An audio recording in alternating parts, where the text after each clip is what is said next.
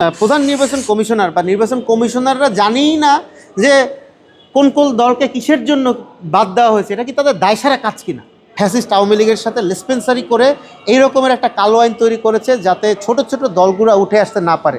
এই নিবন্ধন আইনটা 2008-এ হয়, সেটা হচ্ছে 1/11 সরকার যেটা করে। গত যে ফ্যাসিস্ট আওয়ামী লীগ সরকারের আমলে তারা হচ্ছে তাদের মদতপুষ্ট কিছু দলকে কিন্তু নিবন্ধনের ইচ্ছামতো কিছু দলকে নিবন্ধন দিত এবং যাদের পছন্দ হতো না তাদের নিবন্ধন দিত না। তো এই জায়গা থেকে আমরা তো আসলে আমাদের থেকে ইভেন আপনারাও ভালো জানবেন যে কিছু বা বড় বড় রাজনৈতিক দল আছে, তাদের মদতপুষ্ট কিছু দল আছে, আপনি দেখবেন তাদের নাম কিন্তু প্রাথমিক তালিকায় চলে আসছে।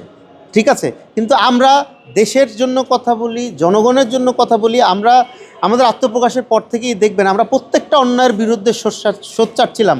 আমরা চাঁদাবাজি, আমরা হত্যা থেকে শুরু করে প্রত্যেকটার বিপক্ষে আমাদের স্ট্যান্ড ছিল। সেটা হচ্ছে জনগণের পক্ষে এবং ওই নির্দিষ্ট শ্রেণীর বিপক্ষে। তা আমাদের মনে হয় যে আমাদের এই ক্ষেত্রে তাদের মদত থাকতে পারে। প্রধান নির্বাচন কমিশনার বা নির্বাচন কমিশনাররা জানেই না যে কোন কোন দলকে কিসের জন্য বাদ দেওয়া হয়েছে। এটা কি তাদের দায়সারা কাজ কিনা?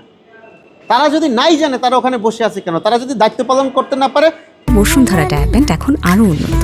এই হট এয়ার থ্রো টপশিট দ্রুত শোষণ করে সোনামণিকে দেয় কোমল অনুভূতি।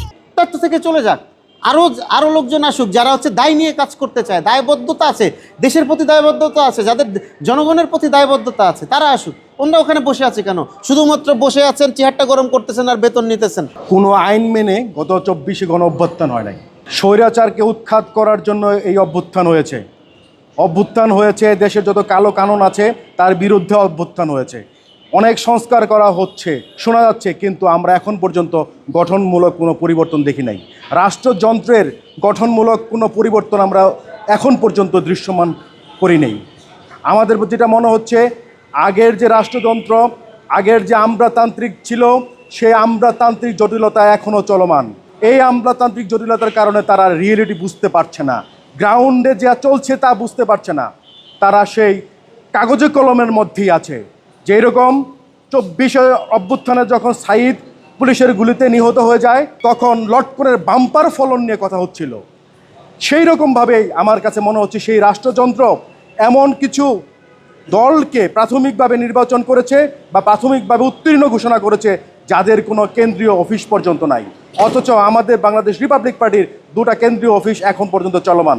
এই থেকে বোঝা যায় তারা রিয়েলিটি বুঝতে পারছেন না।